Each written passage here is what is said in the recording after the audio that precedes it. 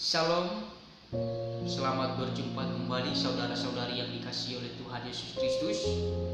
Pada kesempatan ini saya akan mau menyampaikan kebenaran firman Tuhan atau renungan kita pada hari ini yang terambil dalam kitab Kejadian pasal 6 ayatnya ke-5 sampai ke-8. Namun sebelum kita akan membaca dan mendengarkan kebenaran firman Tuhan, terlebih-lebih mari kita sama-sama berdoa. Terima kasih Tuhan, terima kasih Bapa atas kasih-Mu dan keselamatan-Mu yang luar biasa di dalam kehidupan kami yang boleh kami nikmati. Hingga pada saat ini kami boleh mendengarkan kebenaran firman Tuhan. Pada saat ini kami mau mendengarkan kebenaran firman Tuhan. Kiranya Engkau yang menyiapkan hati kami untuk terfokus mendengarkan dan boleh menyimak dan boleh kami renungkan dan boleh kami aplikasikan dalam kehidupan kami. Terima kasih Tuhan Yesus atas semua segala yang telah Kau berikan, yang telah Kau curahkan kehidupan kami hingga pada saat ini kami boleh ada sebagai kami ada, dan kami boleh merasakan kehadiran Tuhan dan kasih dan berkat-berkat Tuhan pada saat ini.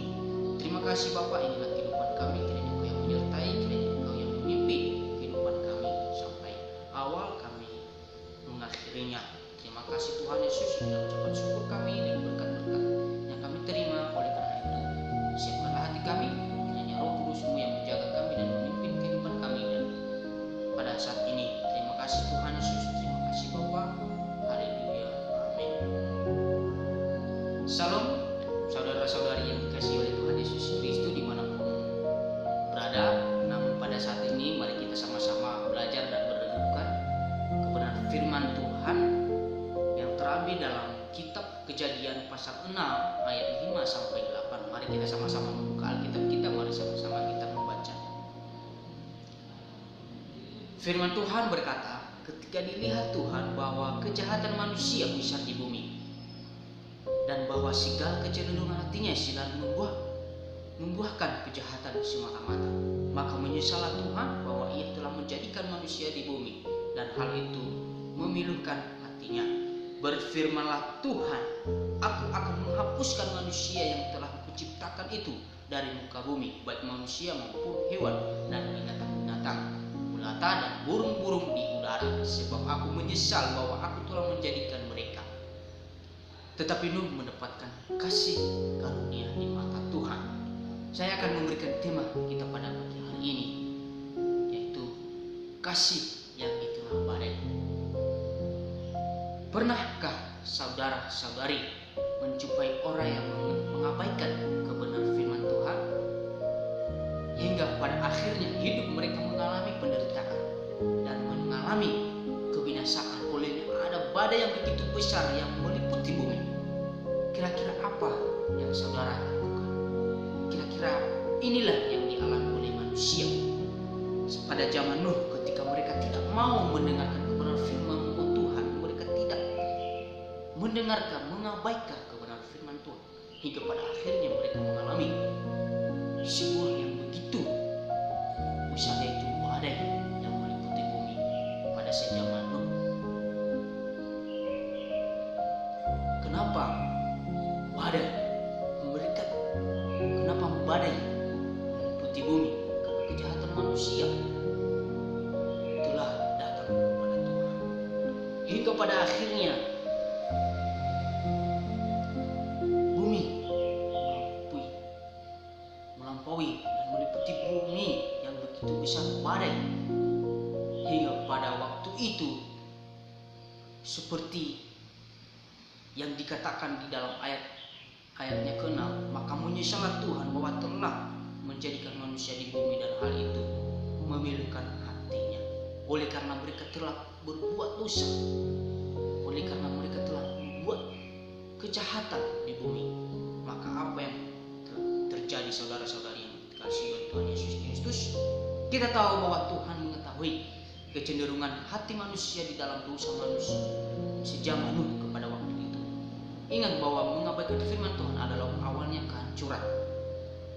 Ya, jadi seperti yang kita alami pada saat ini, sebuah COVID-19 ini banyak perubahan, dan kita pada saat ini ketika kita menghadapi pandemi COVID-19 ini mengalami penderitaan dan kekurangan ekonomi, seperti saat ini kita tidak bisa belajar di sekolah, kita tidak bisa beribadah di gereja, bahkan kita tidak bisa membuka perusahaan atau kerja lainnya. Itulah saat ini yang kita alami, COVID atau pandemi pada saat ini. Maka dari itu saudara-saudari yang dikasihi oleh Tuhan Yesus Kristus, marilah kita mendengarkan dan kebenaran firman Tuhan. Mari kita beribadah kepada Tuhan. Saya secara pribadi, aku yang tidak peduli akan kebenaran firman Tuhan, hidup saya ketika saya mendengarkan dan membaca firman Tuhan, baru saya tahu apa tujuan hidup sebenarnya. Saya yakin dan percaya saudara-saudari yang dikasihi oleh Tuhan Yesus Kristus, orang yang akan mendengarkan dan membaca kebenaran firman Tuhan akan mengalami sebuah perubahan dan mengetahui tujuan hidup di dalam kehidupannya sehari-hari, mengetahui kebenaran dan kesempurnaan dan kedahsyatan Tuhan di dalam hidup saudara-saudari yang dikasihi oleh Tuhan Yesus Kristus. Ketika kejahatan manusia di bumi, maka berfirmanlah Tuhan, aku akan menghapuskan manusia yang telah kuciptakan itu dari muka bumi, baik manusia maupun hewan dan binatang-binatang melata dan burung-burung di udara, sebab aku menyesal bahwa aku telah menjadikan mereka. Oleh karena itu, karena adanya Nuh yang setia dan taat, yang benar-benar di hadapan Tuhan, yang dikasihi oleh Tuhan, ia mengamankan Nuh dan keluarganya dengan masuk ke dalam bahtera. Hingga pada waktu itu Nuh dan bersama-sama dengan keluarganya selamat dari kebinasaan, dari badai yang begitu besar pada waktu itu. Mari kita sama-sama belajar seperti orang seperti Nuh, yang seperti di firman Tuhan ayatnya ke-8, tetapi Nuh mendapatkan kasih karunia di mata Tuhan. Mari kita sama-sama belajar dan merenungkan kebenaran firman Tuhan ini. Kenapa Tuhan mengasihi Nuh? Apa karena Nuh baik bagi orang lain? Apakah karena Nuh mempunyai harta? Apakah karena Nuh saling menolong dan memberi, yang saling memberi? Tetapi Nuh mempunyai kasih karunia kepada Tuhan.